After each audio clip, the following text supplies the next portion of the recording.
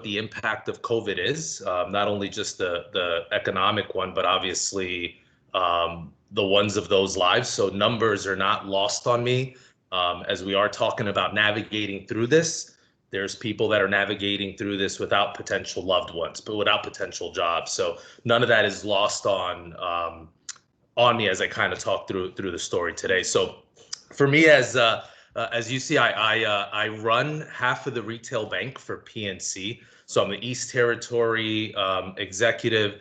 So I'm fortunate enough to run all the retail branches for PNC across the Eastern Seaboard. So that's New York, New Jersey, every state down the Atlantic Ocean through Florida and Alabama, half of Pennsylvania.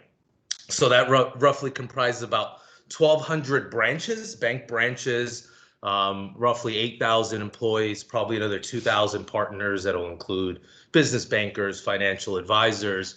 So if you kind of think in the day of a life of Jeff, it's managing a large distribution of basically day-to-day banking needs. Obviously, COVID has made us adjust what day-to-day banking needs are, but think about your need to open up a checking account, buy a home, get a loan for a car, save money, focus on retirement. So those needs kind of encompass what my day-to-day from a sales, operation, risk, leadership. Prior to that, at PNC, I've been at PNC a little over 6 years, was at JP Morgan Chase for a little over 11, and then simultaneously in there served in the Army National Guard, which probably takes me to my first story around resilience. And so I found myself as a Rutgers, a Rutgers student in my sophomore year, where I decided to, at this point prior to the war in Iraq and just shortly after 9/11, so this would have been 2002, 2003, I decided based on some friends to join the Army National Guard. So as many of us have found ways to get scholarships, get additional funding for college, it was one at the time that, I found out, hey, I can go to Rutgers for free if I join the Army National Guard. So, I precisely planned it in the middle between my sophomore and junior year that I'll simply take off a semester and join the Army National Guard, find myself in a much better place economically to get through college. And that was going to be simple. Take about 6 months off, go right back to school, graduate, and go on the dream that I've been planning through high school and as a kid.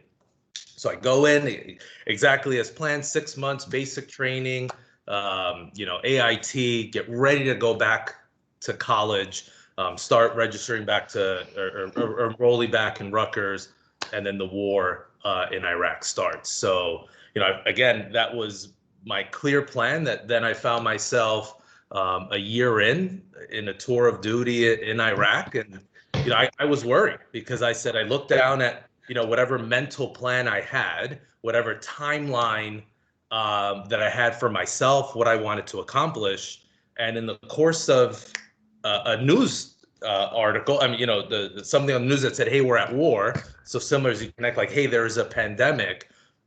My next steps weren't so clear.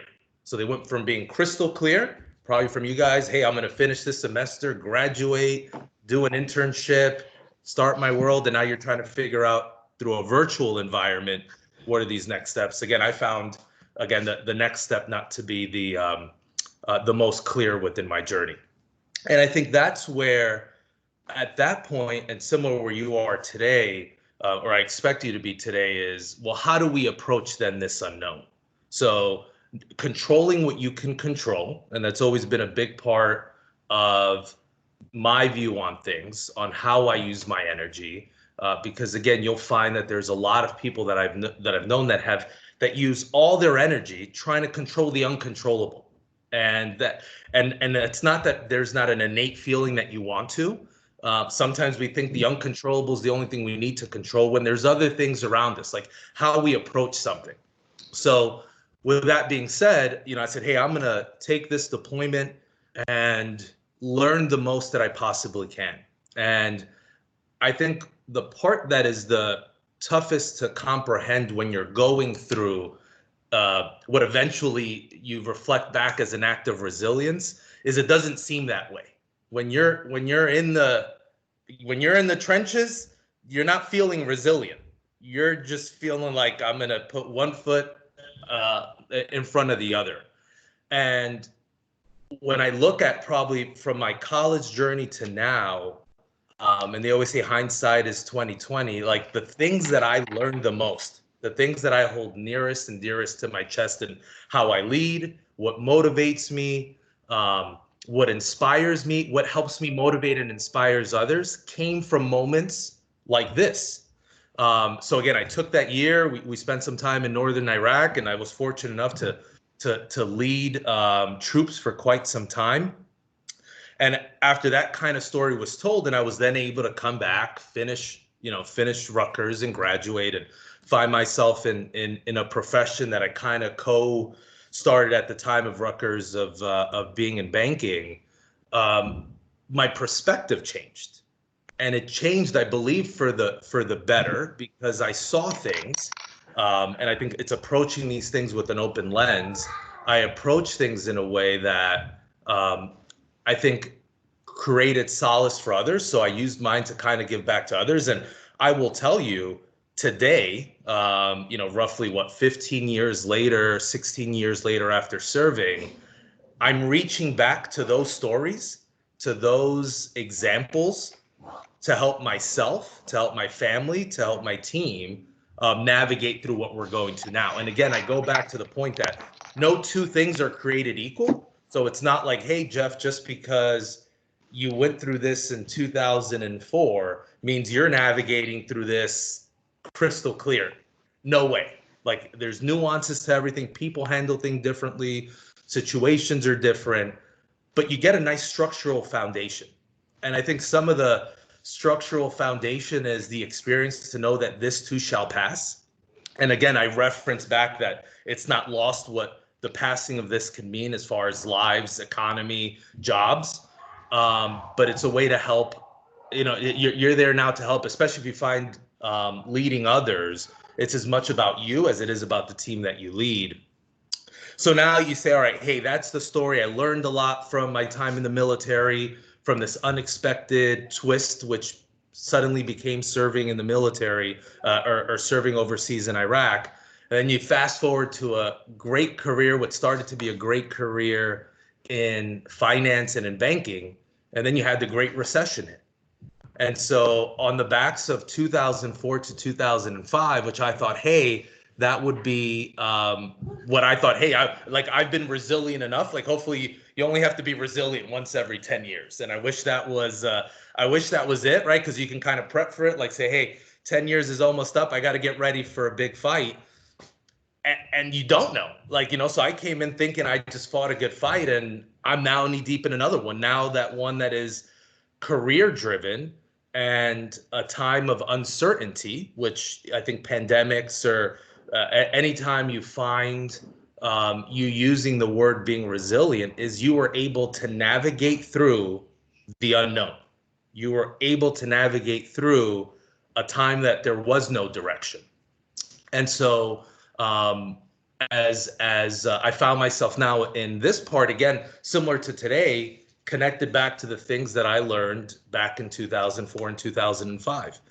I think now what we've learned, and kind of connecting it back to the economy, outside of small situations throughout the last 10 years, we've been fortunate. So, if you found yourself now being 21, 22 years old, you refer back to probably the last time you were 11 or 12, that from a global, nationwide kind of issue is a thing. And you almost have to, and hopefully as you have mentors, sponsors, those that you've connected to, and can kind of refer back to those people that were, those graduates at the time that said, oh my God, I'm about to graduate and unemployment is now at 8%, 9%, 10%. And, as Ann and I were talking, and, those that I know that, again, figured out a path in this uncertainty said, you know what, well, I was going to push off my graduate degree to, after 2-3 years after starting my career. But you know what, let me just do that now. And so I remember at a point when we now started the recovery, people that I'd start interviewing as my career kept continuing to grow, found themselves with a much greater level of education compared to what it would have been 5 or 10 years from now. So you had, now 23, 24, 25-year-olds, MBAs, graduate degrees. And now that juggle became connecting the educational aspect of what they've learned now to the practical form, which wasn't working. So, again, you'll find that history repeats itself.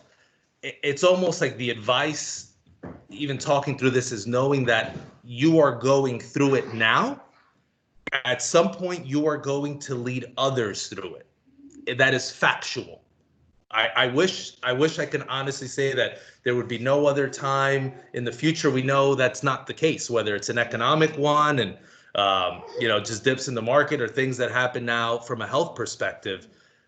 Knowing that, so almost if you can fast forward 5, 10, 15 years of when something similar or not similar to this will happen, are you preparing today to learn from it? So when this happens again, you're able to navigate through it even stronger, able to help others navigate through it, and then continue to grow. Because the part that I've, again, continue to reiterate is that there is absolute growth in this. There's personal growth, there's career growth, there's educational growth, there's experience. And it's tough to be the one that needs to find the positive silver lining it all. But my question is, if not, then what's the other outcome? To stare at the news all day? I found myself through all this, probably the time I felt the best throughout this is the 1 or 2 days I wasn't glued to the TV, hearing exactly what was happening. And so a lot of it is just kind of digging deep, finding your inner strength to be able to navigate through it. So back to my career. So as we found, the economy obviously moving in a great direction, I was fortunate enough to lead some of the retail branches for Chase in New Jersey, in New York City, and the boroughs. And then even through that, whether it's kind of self-inflicted, I guess, resilience, and some around career changes. So I would consider that self-inflicted. Like, I made a choice in 2014 to change the landscape of my life, to make a change that I chose to do. Now, I chose to go to PNC with the hopes, belief, and obviously research enough to say I was making a good move. But how many people have made what they believe to be good moves that didn't result in one? And look, that can start back with choosing majors, taking on your first job. All of that is a tough decision that we make, choosing one organization over the other. And then the part that you'll tap into that sense of resilience, that strong fortitude that is needed, even in good decisions. Because, I found myself in what was managing, billion-dollar branches in Manhattan to a much different atmosphere, smaller locations at a smaller institution in northern Western New Jersey. And being a Hudson County guy, a Cuban Colombian born and raised in Union City, New Jersey, like going out to Newton, New Jersey, and Sparta, and the Sussex County State Fair, like, that was new to me, especially when you were on Madison Ave and 72nd Street 60 days earlier. And that fortitude, that resilience, I tapped in differently at that time to remind myself what was the impact I was looking to make in this career move. 11 years. At that time, it was the longest relationship I had outside of my family was with Chase. And so what, again, I'll continue to drive is you're going to tap into what's happening now more often than you think. You're writing a story today. Like, make sure, like, in what can seem as an uncontrollable environment, I can guarantee you there is control. We've said something that came from our CEO at PNC that said, in this time of uncertainty, the one thing everyone can do is do the next right thing. It seems simple. The next right thing can absolutely be difficult, but it's important to get it to just that, because if we look at it as a whole, like, hey, how can I cure COVID? Like, does everyone have the right PPE? What's going to happen to the businesses around us? Like, these places, like, that's too much. But what you could do is when you woke up today or wake up tomorrow and say, what is the next right thing I can do? And you know what? The next right thing you can do is possibly just about yourself. Like, it's been exciting to talk to some people, and you can see, and look, everyone, each individual is created different. So I've gone from those that are having a difficult time navigating through this, but I've also seen those that said, hey, I'm taking a project management certification during this time. I've even those that have invited me because Harvard is having some free classes. Like, one of my buddies, like, hey, Harvard's doing a cooking class. And I'm like, all right, that sounds pretty cool. So for anyone who follows me on social media, like Instagram, knows that I put my cooking up there. Don't be a heavy critic, because it actually may look better than it tastes. No, reverse. It tastes better than it looks. But so I think that's the part where the next right thing is shaping your story, that I'm advancing you the knowledge to know you're going to reflect on this at some point. Like, take my email down, take my number down. I can't wait, because it's going to happen. It may be 6 months from now, it may be 6 years from now, that you're going to say, hey, Jeff, I remember you saying, like, that I was going to reflect on this, capture some of, and I was able to help myself, an employee, a peer, push forward because of what I learned during this time. And so, back to that resilience, fortitude, that to me, I also believe connects to a word that is not often used, like grit. And so then at this point, it almost goes from a sense of resilient, a sense of survival, to how do we begin to thrive? And so now is in the career decision, the resiliency to overcome change. And look, the saying, don't teach an old dog new tricks. Like, when I made my career move, I was 31. Like, that, I don't consider that to be an old dog, but I sure felt like one. When it was like, learn this brand new system, learn this culture, learn these words. You're like, my goodness, I thought I was almost done learning. And so you overcome that, and then you again pivot back to that grit that you need inside, and kind of now pushing away from that resilient aspect. Like, you're now over the hump, because I think that's also something that's not talked about often. There is this kind of sense of, like, during the pandemic, during an emergency situation, there's this way to operate that also needs to be turned off. And I think some have a difficulty turning it on. Like, how do I navigate? How do I become resilient? How do I connect to the fortitude within me? And then there's some others that once it's over, don't know how to turn that off, and then start kind of a business as usual aspect, that kind of stay in this emergency-like status longer than they should, and they miss the opportunities to switch from that survival to now thriving, and are able to see the opportunities in front of them, are able to see the opportunities within their career, with their family, with relationships. And so I'd like to say at that point, I had to snap myself out of this survival mode when I transitioned to PNC from Chase, and trying to find then where was I going to make the biggest impact.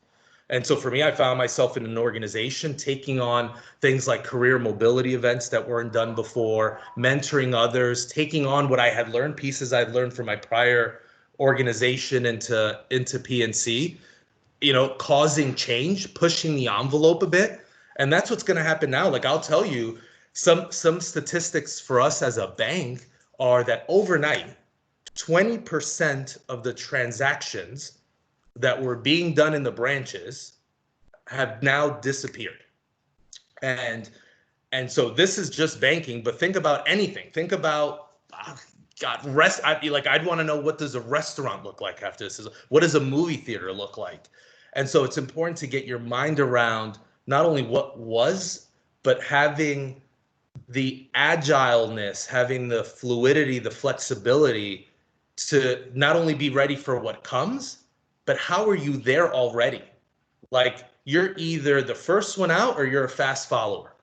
And look, there's even a place for being a fast follower, because there's obviously some that just don't follow at all and can find themselves lost in it. But what are you learning how are you going to help navigate what's next? Because I mean, like, I don't know, is banking tomorrow, and as we talk about it, more virtual?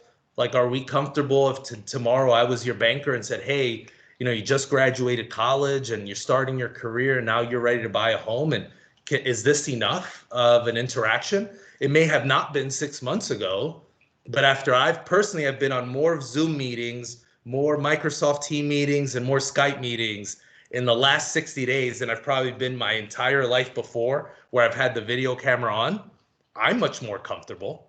And so I think you think about that, and that, as I look at everyone who's joined, that may be different on the major you chose, on the company who's hired you, but it's important to start thinking with that lens on, because if we just think of the Great Recession to only have been a negative aspect, and it was, people lost homes, things were tough, but what we learned of the Great Recession, what people then decided to do, how we navigated from, we created some great things. Like, out of necessity comes, ingenuity. It comes innovation. And I know for me, and I represent one organization, one sector, a bank, that the stuff that we've done in the last 2, 3 weeks historically would have taken us months, maybe even years. And so now, even as the dust settles, like, I have calls that say that are titled "Return to Normal," and it's "Return to Normal?" ? And not question mark because are we going to return to normal? We absolutely are. I think the question mark is to more of what is normal, what normal is. So as much in an untrying time, you can be a passenger on that ride. I encourage you. You can absolutely also drive throughout uncertain times as well. So, and me personally, what that allowed me to do by being a driver in the time of uncertainty, of being one that pushes change, you find yourself being noticed. You find yourself having people cling to you because sincere positivity goes a long way in tough times. It helps people. It's the way I operate. I see much more clearly as I think positive.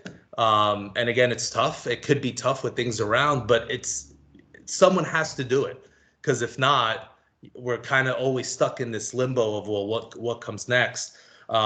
And so I found myself, instead of leading a region, which in normal encompasses about 15 to 20 branches, found myself leading a market. So I led most of the branches in New Jersey, roughly for about 3 years. And again, everything that I had just said held true in that role, which then again was able to showcase the things that I've done, and now found me, leading the East Territory. I always said one thing when, and it was more kind of anecdotal in the questions, which were, like, I'll occasionally get like, Jeff, like, how do you do it? And I jokingly, but there's some truth, I always said my baseline for stress is higher than most people. And so, yes, some of that can be attributed to the military, could be attributed to just the experience of going through the Great Recession, being in finance. But so I think here's a time that you get to realign your baseline for stress, your baseline for anxiety, your baseline, and how you overcome things, because you'll find that hopefully if you've navigated through this as best as you can, and again, that'll look different for different people, the way you approach things down the road will kind of won't be as stressful as they once were. The things that had stressed me 5 years ago, 10 years ago, don't necessarily stress me today, because you kind of build this blueprint on the steps on how to navigate to it. And again, I repeat, not everything is the same, so you just take the pieces that you can, but you approach it in a way that says, I've overcome so much before. What is different about the things that I'm facing today? And that's important. And sometimes no one's going to tell you that. You have to tell yourself. And it's okay to remind yourself, like, hey, be your own biggest cheerleader. And I think that whole story how all this stuff is navigated. Anytime I've ever done majority of the conferences, I'll get either the question, what's your biggest advice you'd give to somebody, or what are some of the things you live by. One of the quotes that I use the most is, "No one cares what you know until they know that you care." And I have found that in times like this, that part one connects the human aspect to this resilience, right? So, like, again, I may be the first one up, ready to take on the day, but if I don't understand the audience, the people to the left and to the right of me, even that resiliency can fall on deaf ears. And so you take all this, and again, some of you may say, like, "Look, Jeff, you may be like, you may lose me." Like, know that umbrella of, like, no one cares what you know until they know that you care, is your counterbalance to make sure you're not leaving anybody behind. That you're saying, like, "Hey, let's talk this through," because then that may kind of temper my gun-ho-ness to say, "Okay, like, I gotta earn my right. I gotta instill trust to get this person on there with me," because it's look, anyone can approach things on their own, and that's great. You can't always rely on everybody, but it's important to be someone that takes people with you, that pulls people up, that pushes people forward. Because I don't know if even overcoming any pandemic, any personal issue, any personal adversity, do I want to be someone that when I look around, I've done it on my own. Like, that seems not as, I don't find such a great accomplishment at, is when you get through this, as we all will get through this, that you look at your buddy to the left, to the right, your employees, your bosses, your peers, and say, like, we can't, we approach this together, leaning on each other, in a lot of cases, pushing each other forward. So, now so now you think about this role, the one I just mentioned, and when I was blessed enough to win the Magno Award for the Nanowave Foundation, I had just transitioned to a new role. So, matter of fact, Anna was good enough to switch my title on and taking on these 8,000 employees. That was October. And I guarantee you, in my offer packet, didn't say, "Hey, Jeff, congratulations. You'll now span the East Coast of the United States, and in about 4 months into your new job, you're going to lead a bank through a pandemic. So be prepared, be ready." That's not what happened. So you can find yourself even so close to what you thought was the greatest success story, and then reality comes with a bucket of ice cold water and says, "No, not yet." Like, brace for it. And so that's kind of the continuous story. Like, you always have to be ready. It always teaches you to appreciate the good so you can bunker down when it's not so good. But that resiliency, you have to. I remember, at PNC we have our leadership standards. So one of them, around lives the values, talks about fortitude. And I remember talking to my direct reports in January, and we talked through some, like, two of them that show up for me. One was leads by example. So I'm someone that likes to put their money where their mouth is. And then the other one was around fortitude and resiliency. And I remember talking to my directs and saying, and this is just to give some context, there's kind of 25 subcategories. So picking two out of a list of 25 of all great attributes. So, like, building winning teams, instill trust. So none of these 20, they're all awesome. But I focused on these two, and without knowing that we were jumping into a pandemic, because I said, first of all, lives the values and leads by example. Like, if your team, if your peers don't see you out there leading by example, your words in a time of pandemic mean very little. They mean little when the world is norm. When the world has kind of gone to, to crap, it means that much less, because people tend to then look and say, "I need more than words to get me through this. Like, I need to see you out there." And look, even today in this role, and again, I live in Hudson County, New Jersey, so twice a week, I'll go out, hit 2 or 3 PNC Bank branches through the drive-through just to thank them, to talk for a minute if they're not busy. Because to me, like, it's important for them to know that I'm out there. Like, I'm not just an executive who is at home and staying safe while, we have thousands of people out there, the front lines of our customers. So it's important to lead by example. And then that fortitude and resiliency for me was more of a connection to the technology changes that we're going through as an organization, and being able to, again, so think about it, I was quoting resiliency and fortitude to overcoming technology. Now we're overcoming something that much bigger, but know that you're going to tap into it.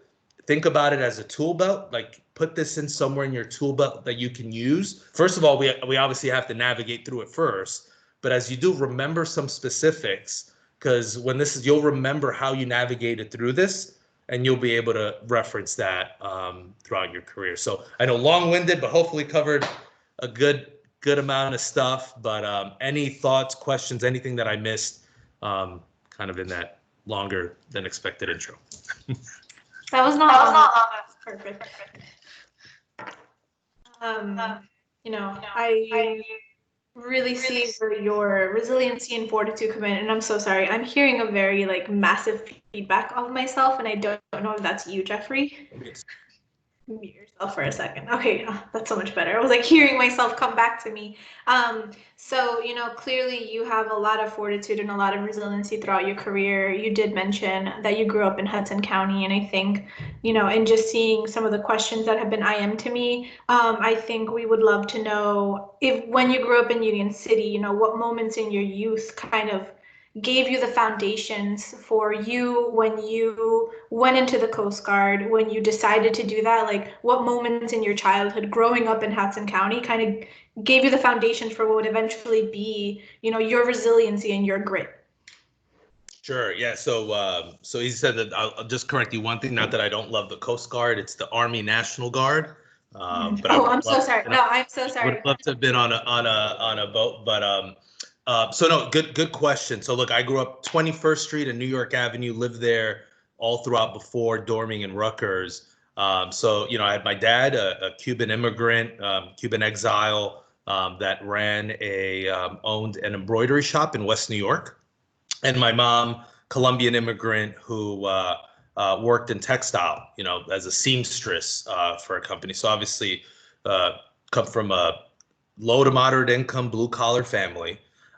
Family focused primarily on education. Was fortunate enough to have parents that sacrificed home ownership, vacations to put my sister and I through private school, and probably were, as many of us on, my resiliency came from watching my parents.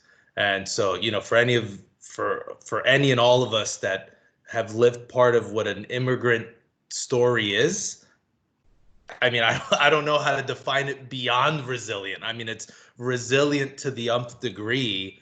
And, I think, especially for many of us, I know for me, was watching my dad just work. It was just consistent. His work ethic, to me, I've referenced it throughout my life.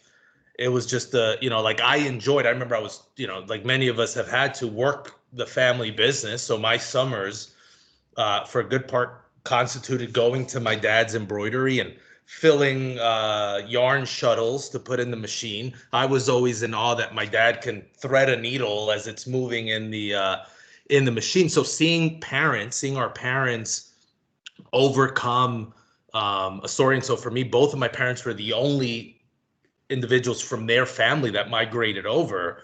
So, I didn't have the aunts, uncles. It was literally my mom and dad trying to push through, take care of their kids. And it was one where for again, a family with limited means, made sure I was in karate, made sure my sister was made sure there was plenty of things that allowed our minds to be expanded and cultured. And it's one where I think also there's a part of the fact that I personally feels for me, I owe them something, connects to my resiliency, because like I can't like it's one that says if they were able to do that, like I remember for my kids, especially my daughter, I have a girl who's almost 16.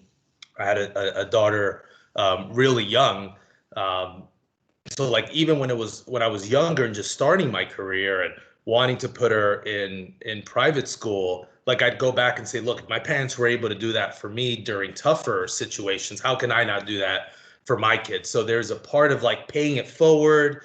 It's almost like when I reference back like my kind of bar for stress and overcome, like they already placed it in a much higher level, because I just referred back and said, like I got to do it for them. I got to do it for the family, because they sacrifice so much that, like, I don't know. It's just probably a core trait of mine around responsibility.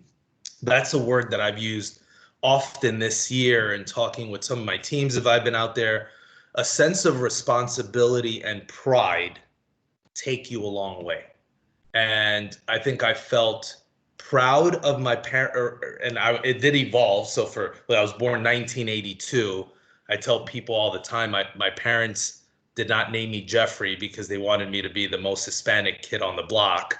So, as things evolved over time and and the world got to a place where, being proud of your ethnicity, of your background is much different than it was in the 80s, 90s, and even early 2000s. It's one where that sense of pride of where I came from, the sense of responsibility for my parents' journey, is definitely like an espresso, un cortadito in the face every morning that says you got to get up and you got to make something of yourself, because the people that came before you, whether your family, whether it was those that you grew up with and saw those trailblazers, like we owe it to them. And then what I owe is to those that come after me. And again, it connects back to that responsibility and pride. Thank you, Jeffrey, for sharing. We have another question.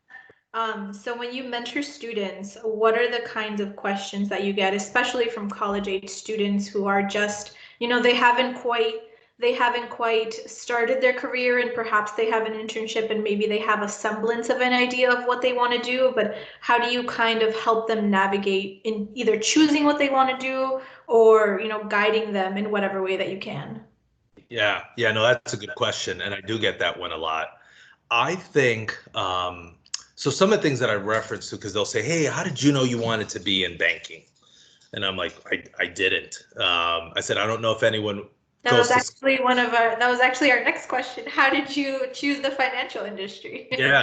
Yeah. I like to say it chose me. But I think there was a part where, as I was getting close to finishing up Rutgers, got a teller job at Chase. So it was serving a purpose that matched with my college schedule. And, it's just something where I tell people I found myself enjoying what I was doing, that said, okay, hey, I'm okay going down this rabbit hole a little further. And then when you get to a place that, kind of now graduating from college, probably in a job a year or two, and I say job versus potential career, because I think a year or 2 years after college, they're all pretty much a job, because even though it may be in the route of your career, you're kind of vetting it out as much as you can, right? Like on paper, it says that you've said this is what you wanted to do, depending on your exposure to that actual field. And so you're kind of testing it out. What I tell people all the time is I found myself happy. And I know a lot of people don't have that same opportunity to say what I just said, but especially when you're young enough, and that doesn't mean, because I want to kind of temper it by saying don't be scattered, because I know plenty of people that I've now come and interview and they're still young, 26, 27, and they're like on job number 17. And I'm like, and they're like, none of those were my fit. And then, there's also a piece of like, when is given up too fast? So there's a balance of not wasting time, um, not giving up too fast, and having what I would say an educated guess to um, what you've learned in school and how it connects to the practicality of what real day to day is. And, in some cases, I'll say an obvious part that sometimes I'll see is I like an accounting major. So obviously I have a greater connection to the finance space. So a lot of times I'll meet some kids, not kids, college students that are going for accounting, want to be accountants, and so we'll talk. We'll be having a casual conversation, and throughout that, some of the things that come out are they're a people person, love spending time with people, love connecting, love turning that human interaction. And I'm surprised when they choose accounting, and I'm like, wow, that's not exactly the most interactive job career that there is. I mean, it can somewhat, but it's definitely not the most. And it's like, all right, well, yeah, hey, that's what I just thought I should go to school for. And so eventually, sometimes 2 years down the road, I'll get a message that says, hey, Jeff, like I remember our conversation and I remember you being taken back that, and I realized 2 years into the job, like it just wasn't for me. And two things that I'll usually say even at that point. One is, do the values of the organization that you took the job line up with yours? So a lot of times it's not the exact career, sometimes it's the organization. And when we are graduating college, we are so excited to land our first job that like I think I've asked this sometimes just again anecdotally to people like say, hey, great, you landed a job. Hey, can you tell me like what's the mission statement of the company that you got hired to? Do you know what their value proposition is? And they're like, no, Jeff, but I got a 60,000, and I'm like, great, hey, awesome, money's super important, but like you'd be surprised the importance of culture of an organization as it connects to you, your success, and whether back to that point, are you going to be happy doing what you're doing? And it's easier said than done. And look, it'd be easier said than done before. It's going to be tougher going forward where, hey, the labor market is probably going to be a little tougher. And then it's going to be one that says, okay, it may be a little fight over necessity versus, hey, does this culture line up? But I think it's important never to lose that, because again, you may find yourself with 2-3 years of experience navigating out of this, as the economy then bounces back, and then finding yourself saying, hey, I like what I do, but I think I just got to find an organization that connects to my to that organizational culture I'm probably looking more for. So and then the other part, it's you just got to put one foot in front of the other. Like, my God, my family knows when I was 13, I was for sure I wanted to be a computer programmer. I was ready to be a hacker. I remember going into Rutgers, and I got into advanced Java scripting. This must have been my junior year, and I remember it was probably like the second, third class, and I was like, what in the world did I sign up for? So I think it's important to know not to push too much when it, like, don't fit a square peg into a round hole. A lot of us, especially getting feedback from our parents, I get it. It's tough. Look, one of my greatest sales leaders, she manages the PDSJ, which is Philly, Delaware, South Jersey market, probably one of the largest market I have in the East Territory, and she's a medical doctor. And she graduated with a medical degree. Parents were a big influence in that. Found herself 5 years in that profession, and it just wasn't for her. And found herself in the world of finance. And so she has the intellect, but then that connection to people that she wanted in a different. So she's still helping people, not on a medical, but in a financial way. And she couldn't be happier. Big difference. I'm sure she wishes that she probably didn't go to med school to end up in banking, but like, all stories are going to be different. And back to this whole thing, like, you're writing it, take educated guesses, dive deep into what you feel and know, and then be back to the word resilient. Like, it will change.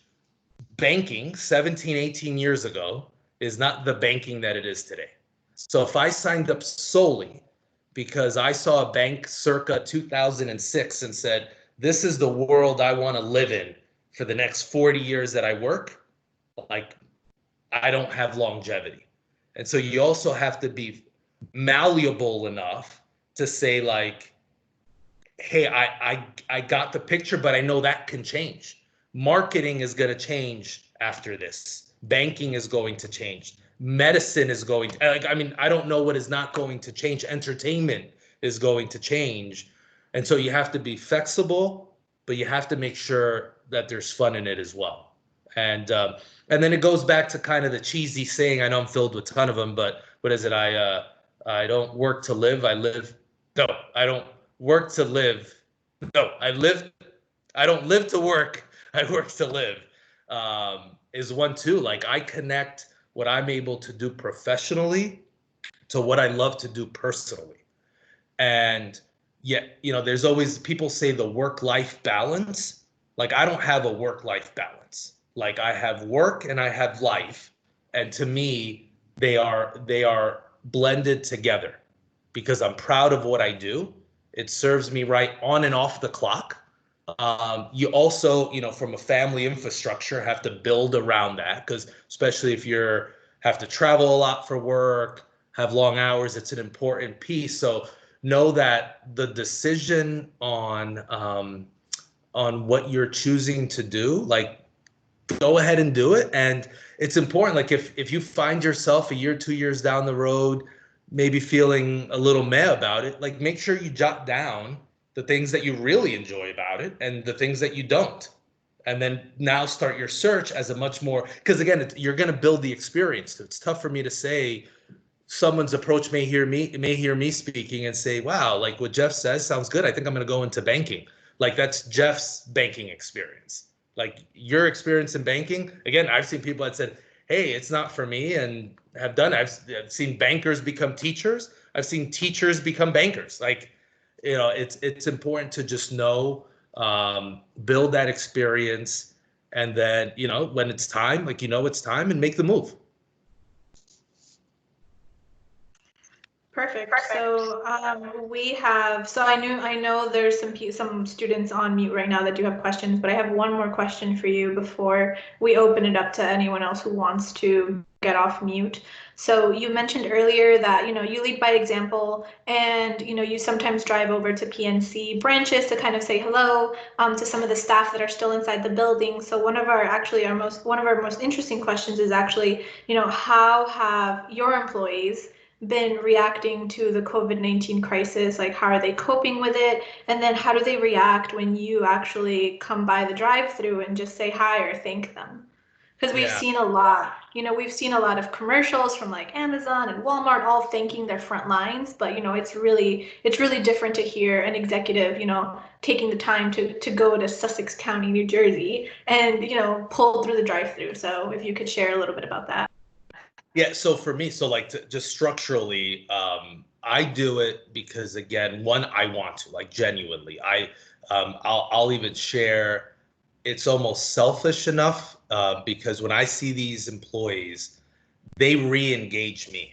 The fact, like, hearing, like, I can't tell you how I'll be parked behind the car, hear the interaction that the employee's having with the customer in front, and leave there prouder than when I came in.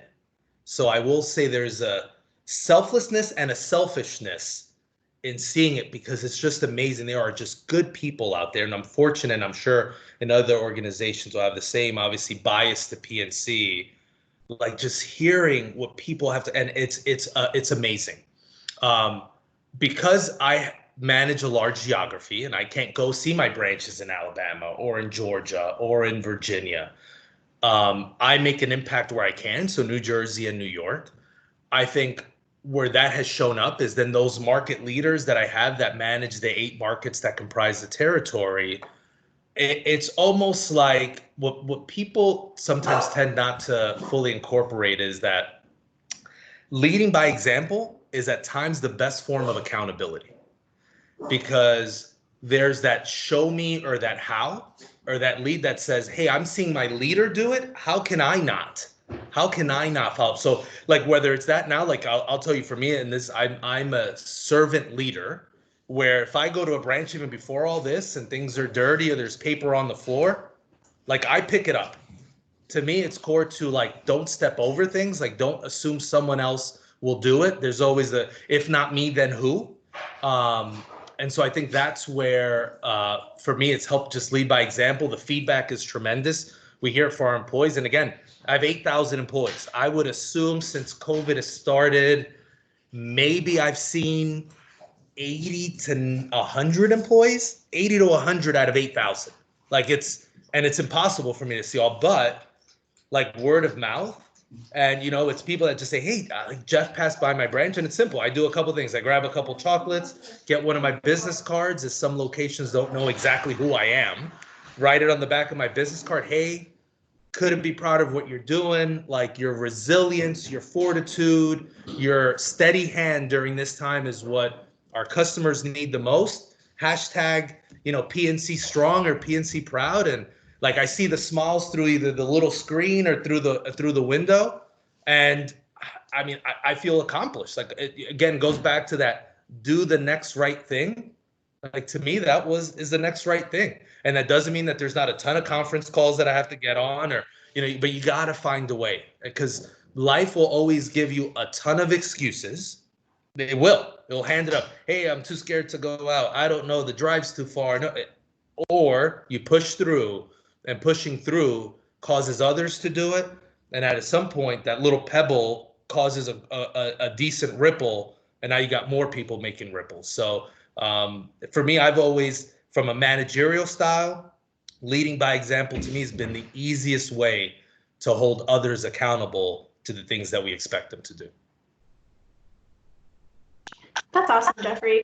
As someone who has worked for a lot of different people in my life, it's really nice to hear from someone who leads by example.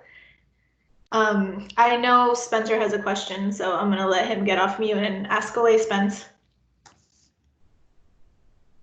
Sure. Well, firstly, Jeff, thank you so much for your time. It's great to see you again, and I know you probably have a lot going on. So for you to carve out time and to talk to everybody, that really means a lot to us. So I was wondering how your outlook and your resiliency evolved over time, because 2003 in Afghanistan was different from 2008, and the financial meltdown was different from now. So has this resiliency and this adaptability changed, and were you more comfortable? Are you, quote unquote, more comfortable now than in 2008 or before that?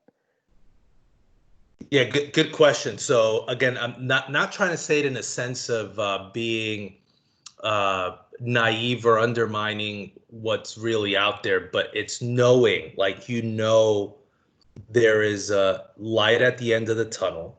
In this case, compared to sometimes in the past, I probably am now more of an architect in how I navigate people through it. So as I get back to a place where it is my responsibility to help those navigate through it. But yeah, you built a confidence based on experience, right? Like when you think about, riding a bike, like a matter of fact, I say that because I'm trying to teach my son how to ride a bike and he's a hot mess. But at some point, as we were all hot messes on that bike. And what I tell you is situations like this, and not that I thought out the analogy of comparing it to bike riding, but you build confidence to get yourself to a place of being a subject matter expert or a bike expert where you can comfortably bike. Even if you put it down for a couple years, you may be a little wobbly at first, but you get the sense, and that's kind of what the stories of resilience past you help kind of bring in, and you don't forget them. Your mind tends to omit or edit. I'll tell you this, and this is just from time. Like I have found omitting some of the negative parts. You remember the good. Like you remember those that showed up well. You remember the impacts that were made, the impacts you make, and you kind of keep that all as a mental note.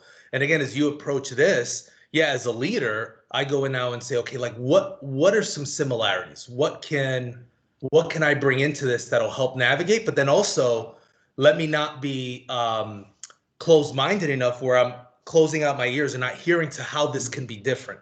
So because there's also an assumption, like, it's like that feedback from someone that, navigated through something 20 years ago, and you're like, don't worry, because I did this 20 years ago. Well, I'm the first one that says, like, well, it's probably not the same thing, buddy. So, like, I'm sure there is some similar, like, let me know what's connected, but you also have to evolve with it. So that's why it's that two-edged sword. You have to, take what you've learned, take your experience, but also lean to others. Like, you'll find every plan, every contingency plan that we've put in at PNC, in my opinion, worked from the bottom up. So the way that we built our branch strategy during this pandemic came from employees that said, hey, like, we vetted out, like, why would it be a drive-through only strategy? Why would it only be appointments only? The fact that we built a 2-week cohort. So for our employees at PNC, they're off every 2 weeks. We're the only bank to do that because we took CDC guidelines, took the fact we have to open up branches. And for us, it's something that's served us so well, because unfortunately, situations where someone is impacted, whether personally or connected to, that they have to self-quarantine, well, that 2-week quarantine plan is built into our plan. Like, there is nothing up to that point that I have ever done in my career that would have led me to decide to do a 2-week self-quarantine built into our scheduling. But you kept your ears open. You knew safety had to come first. We knew that in order to serve our customers, our employees had to come first. And so when you matched safety and employees with the responsibility to serve customers, you ended up getting a plan that feedback came all in. And so I think it's also surrounding yourself with people that are open to discussing what they want, but also open enough to say, like, hey, that's not going to work here. So I'm glad it worked in 2008. It's not the same thing. And so it's that group think, that how you model out, it's important as well. And again, goes back to the part, like, I'm not navigating this alone. I haven't navigated things before. So that circle of thought leaders keeps you in check. I like to be kept in check. Like, I'm the first one, and people know me. I'll be the first one to speak, and my circle knows that people could be like, that wasn't a good idea, Jeff. And I'd be like, okay, got it. Does everyone feel that way? Take the idea off the table. But at least I'm going to be the one that's throwing it out there. Like, you won't hear silence. And sometimes that idea is the start of something. And like, okay, I think there's some legs on that, but we need to factor this, and we need to factor. So what originally was kind of that small idea, based on everything else, grew into the way we model things out. So, but yeah, I mean, you just continue to learn. And again, that's why I said early on, like, you're going to learn from this. That'll tee you up to navigate through the next one, but it's not going to be perfect. You're going to get some of the things that you can connect to whatever comes next.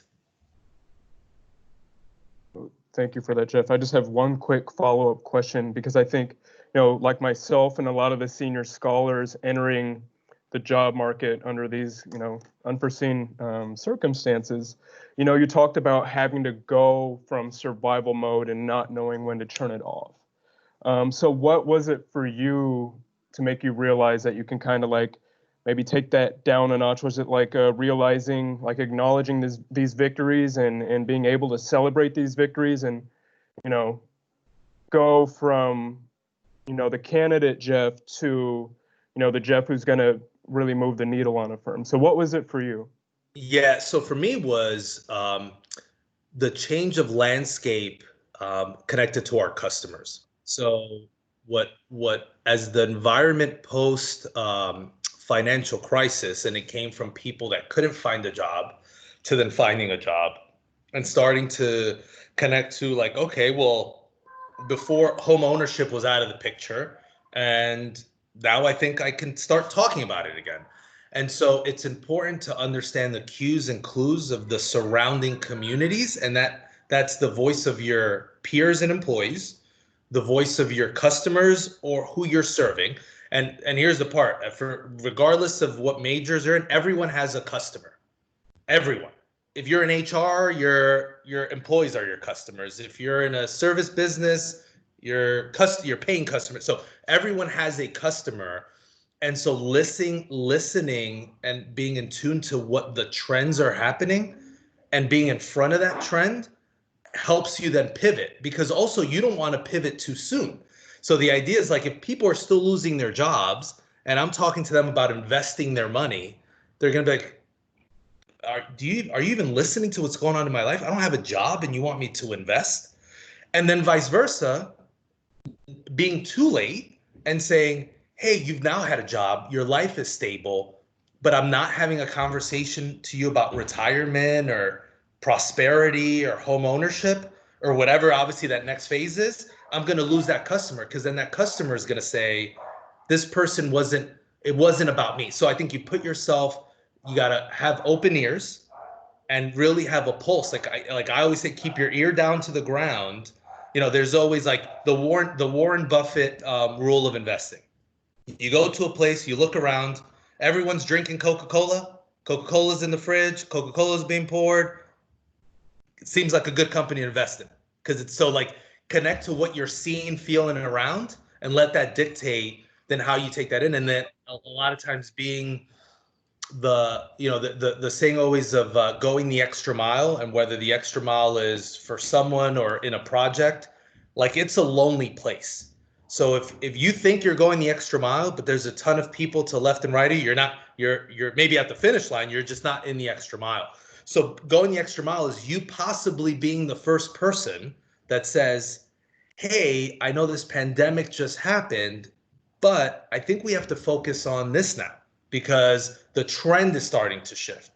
There's a lot of monetary impact to that. There's a lot of prosperity. There's a lot of recognition, but it is a fine line. And that's why I think people sometimes fear being the first one in. As a leader, someone has to make that call. And if you hear it on the news, it's too late.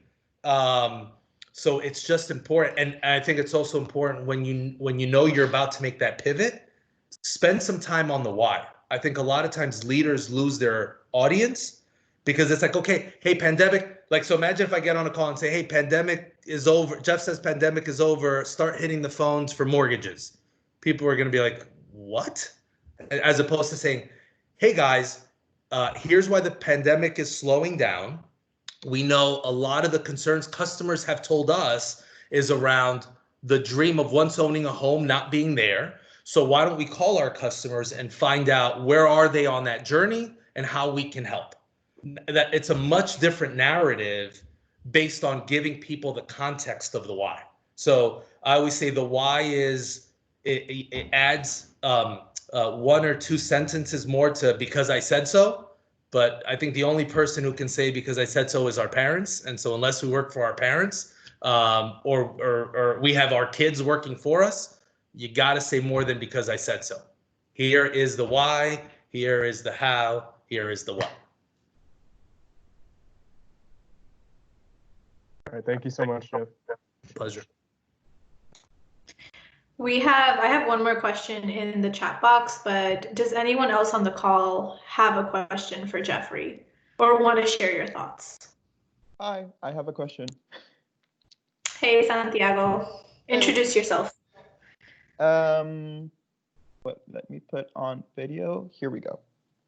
Hi, how you doing? My name is Santiago Cabrera. I am a sophomore. Jeff, I don't know if you remember me from the gala. Yay, he remembers me. I feel proud for that.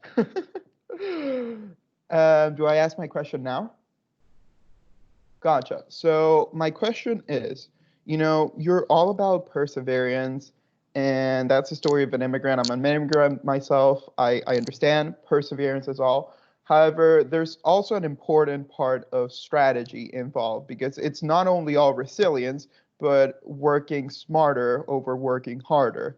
And in these times, when you have, and I'm going to put the case on the table, case of my brother, he just graduated. Well, he's going to graduate in May, and his visa in the US is going to be dependent on his OPT, and now no one's hiring.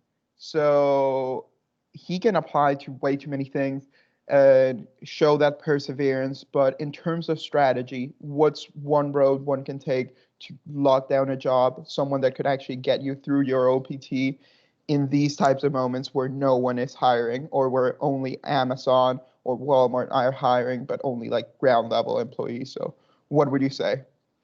Yeah, so remember there's a part where I talked about the difference between survival and thriving.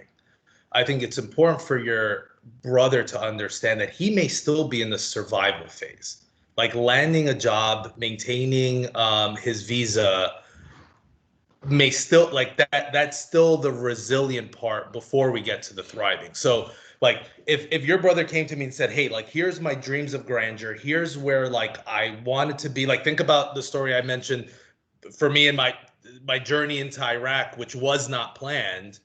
It's one where I would have said, hey, similar to your brother, hey, my Rutgers graduation date was supposed to be 2004.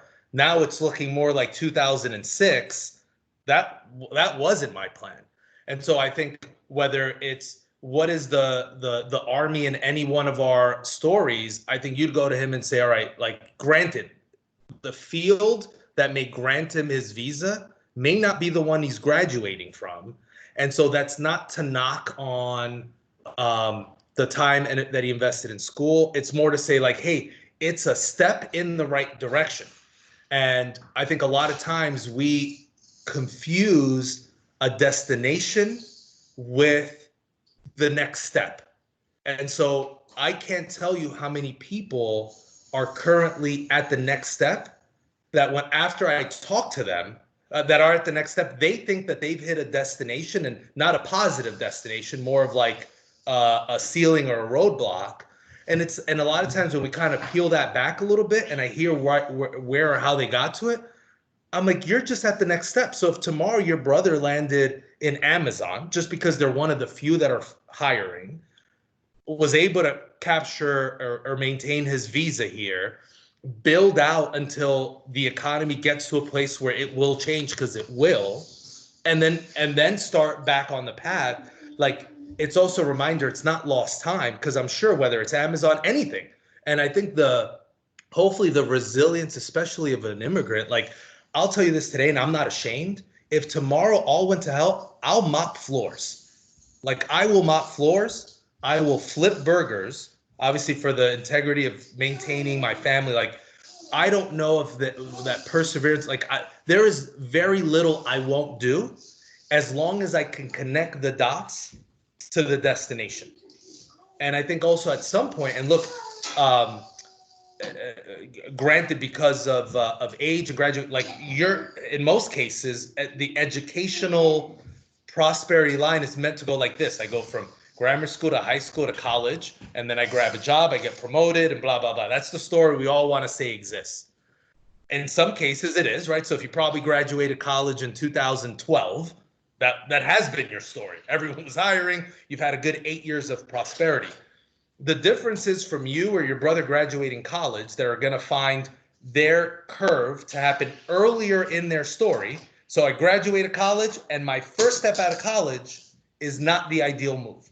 You'll find that those that graduated 5 years ago are in that same story, just that they're 5 years into their career where they're now going to feel that potential downward dive. Like, there's a part where I can't tell you how many executives, frontline managers that have said, hey, I'm still employed, but in order to maintain employment, I had to take a 25% salary pay cut.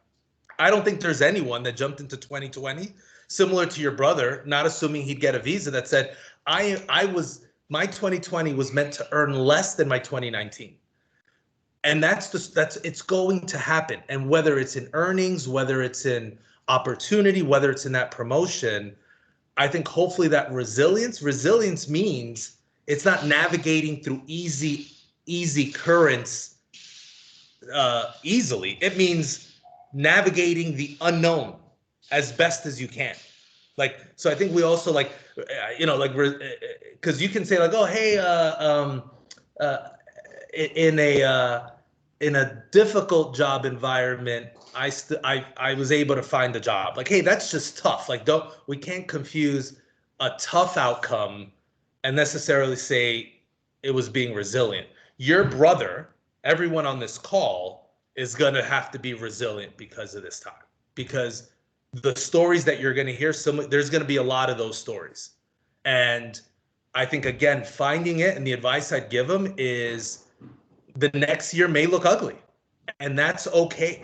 It's okay, because it's 1 year. It's 1 year in the entire story. And granted, like I've been on stage, I've heard people on stages that have taken step backs in their career, and because of that step back, they're 2 or 3 steps ahead. And like it's a chart, you almost have to kind of put a pin on a chart, put where the journey is, and expect that it will be like this. And again, unfortunately for everyone on here, it's probably a downward dive right now. But what I'm telling you is it's okay. Like muster that fortitude, because your stock will rise back up. Guaranteed. So I know it's tough and fearful. And again, anything that and this goes for anyone on the line, anything that I can do, my work email, you can Google me. It's jeffrey.martinez@pnc.com. So for anyone who's, in finance, and even just for me, I know a good amount of businesses. And look, it's just in a place where the uncertainty, if anyone spent some time listening to Q1 earnings, when companies start saying when they can't predict or model out earnings, revenue, it's tough to hire. Because it's like, hey, we may make money, we don't. Like, well, how many people do you need to not make money? Well, I don't know how many people I need to not make money. How many people you need when you don't know what's like? So that's the part. And I think again, it's easier said than done. I'm not trying to it's easier said than done, but you have to be that reminder. And I'll call him up if he needs me to be that reminder to him. Like, do what you got to do. And at some point, he's going to sit in an interview, and someone's going to ask him a question that's going to say, out of all the candidates today for the job you wanted, why you? And your brother's going to say, let me tell you about the decisions I had to make the day I graduated college. Most people thought I'd land in an office. I was mopping the floors to get my visa to put me into a place like this. Like the way that then connects to what it'll be a difference maker. And I can't tell you how many people, especially over the last 10 years of prosperity, don't have that story of resilience that for me, I'm looking for. Like as a hirer, I'm looking for someone that says like, I don't want to know how you act when things are good. Like I want to know how you act when things were bad. Like when the chips were down, when those things happen, like how did you navigate through it? That tells me a bigger story than to say, hey, when the money was flowing, when the champagne was flowing, like Jeff, I was good. Well, good. So was 99% of the rest of the US population. Like, tell me how you navigated through this. Because personally, I guarantee you the leaders that I'll be hiring at the back end of this year and into 2021 are the ones that came out of this better, that made their people better, that made everyone around them better. I guarantee you that's who will be on my team. Thank you. Appreciate that. My pleasure. Anything else? Have any thoughts to share or questions?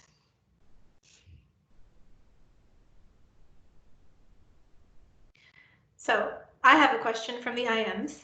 And it kind of goes into embracing the Latino culture. So over the past couple of weeks, we've kind of talked about, all the guests that we've had on have kind of tied it back to, their journey to also embracing their Latino culture. You've been mentioned a little bit earlier that, your parents didn't name you Jeff because they wanted you to be the most Hispanic kid on the block. Yeah. But, can you share with us a little bit about how you embraced your Latino culture within, your studies and your career? We know that you are active, not just with us, but you have a couple of other organizations and, different philanthropic positions that you fill. So can you talk to us, especially for students who are first generation and who are, struggling between being, American and Ecuadorian and Puerto Rican? Like, can you talk a little bit about that?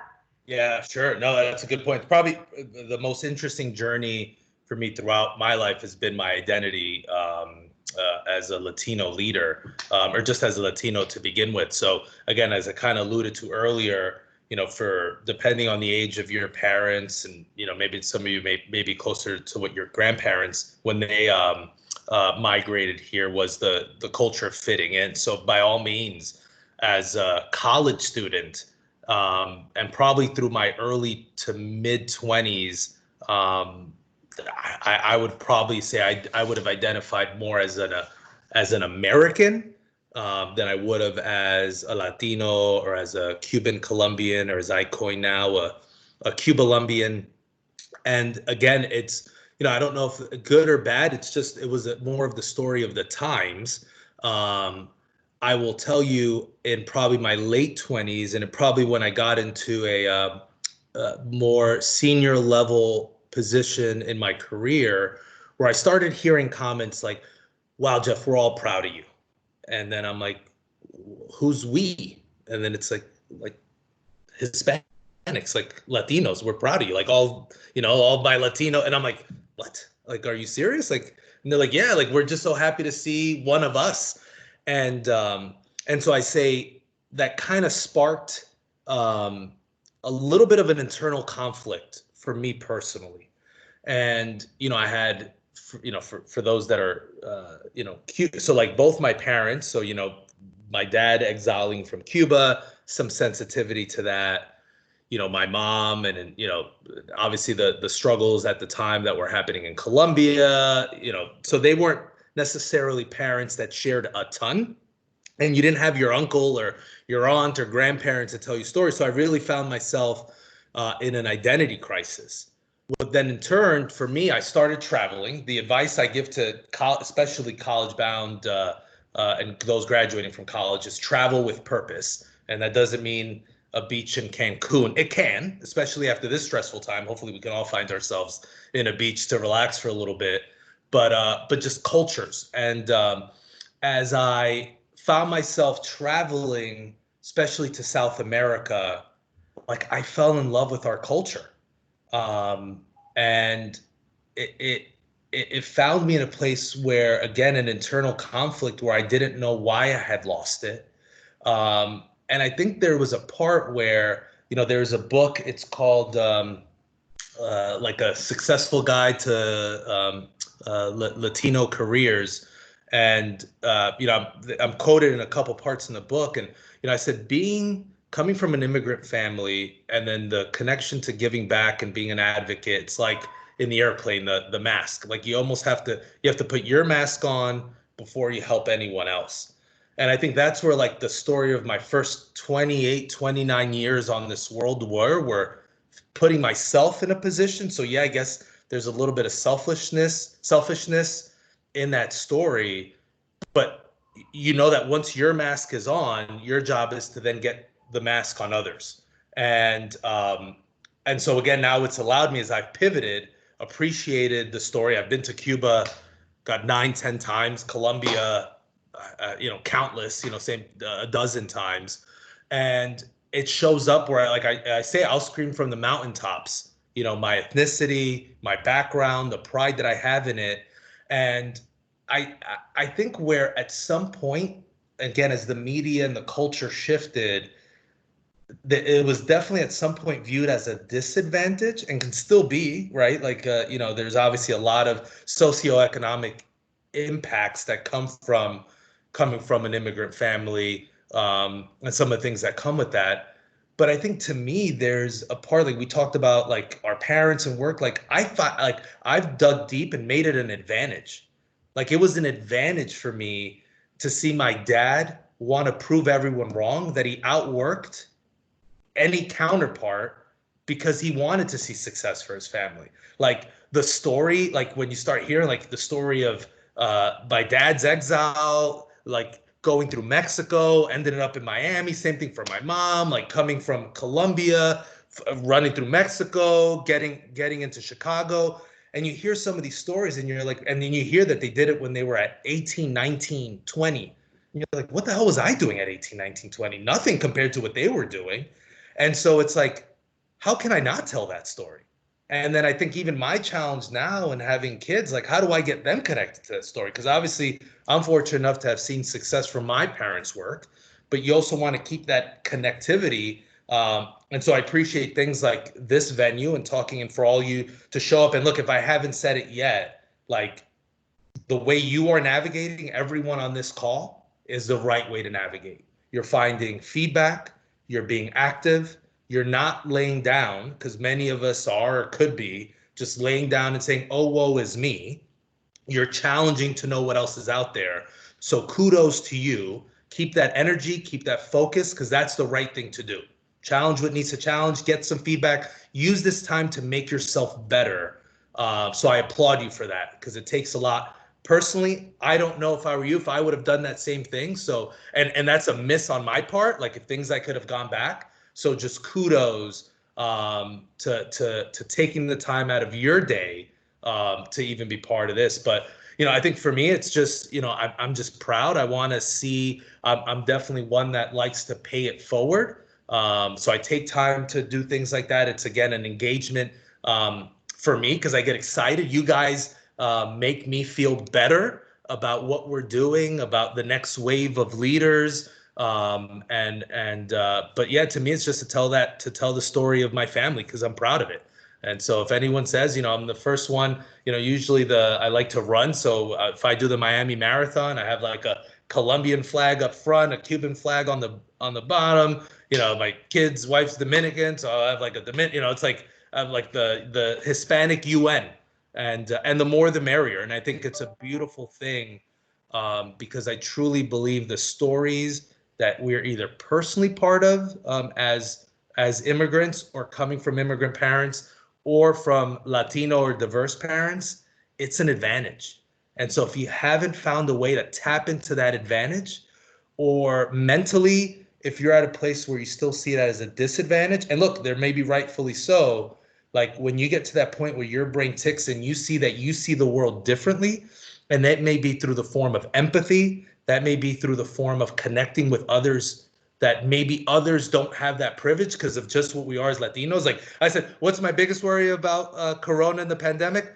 Who am I going to hug? Like, like Latinos, that's probably our biggest worry. Like, hey, like that gets slowed down. Like, oh, we got to do like a hand hug or something after this is all done. But that connectivity, I think it's something that gives us a competitive advantage. And so you got to really bolster that to the best of our ability to create a competitive advantage. I totally agree. And your message to the students too, and just anyone in general, to use this time to make yourself better. And to the students who are on the call, this is the fourth time we're hearing it, of make sure that you are taking the time to dig deep into yourself, to figure out your goals, to really learn new skills, because they're always so incredibly important. And even last week we had Martinez, who owns a dance academy, and she's also Cuban, and she shared a little bit of her background, and kind of her message was also grit and resiliency. And I think we've heard a lot about that here today. And thank you so much for taking the time out of your day. And I would love to know if any other students would like to share their thoughts, or have any additional questions for Jeff. I know, Jeff, we've kept you like 28 minutes over time. We're so sorry.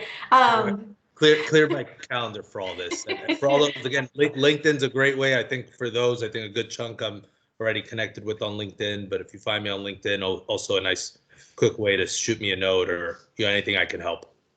Perfect. So does anybody have any final thoughts, any final questions before we let Jeff give us his final thoughts for the day? All right, Jeff, give us your final message. Yeah. So I think some of it, again, has been said today. Like, you're writing your story. Be confident in the way you'll navigate through this. Lean on your circle. Challenge, be part of what we challenge as a society, as an economy, what comes next. Really kind of dig deep inside for that fortitude and resilience, and that's going to look different for everyone. And here's the part: if you see someone navigating it differently and maybe even better than you are, like, ask. And if it's different, like, everyone works at a different wavelength or speed. So if you feel you're at the right course, if you feel you're making the right moves, then you absolutely are. Don't let anyone tell you different. And then just know that at some point you're going to refer back to this point. And so it's just like a page in a story. As you're writing it, make sure the story that you're writing is one worth reading. As again, you'll be able to recite that to people down the road. So appreciate all of you. Proud of everyone on this call. Look forward. Hey, I guarantee you the best ideas that I'll navigate through as a leader are going to come from people just like you on this call. So keep challenging all of us. Let's make the world a better place by doing the next right thing. But appreciate your time. Perfect. Thank you so much, guys, for joining us. And like Jeff said, do the next right thing. And thank you, Jeff, once again for sharing your story and really giving us that message to really embrace the change, be flexible, and just show as much resiliency as we can, especially during a time where no one, like you said, no one foresaw 3 months into the year that we would all our world would completely change. But you guys, we will see you next week. And then if scholars, you guys have any questions, I will be sending along Jeff's LinkedIn and email, so if you have any additional questions, feel free to reach out to him directly or connect with him on LinkedIn. Thank you guys so much. Have a wonderful week. Thank you, Jeff. Thank you. Thank you so much. Thank you.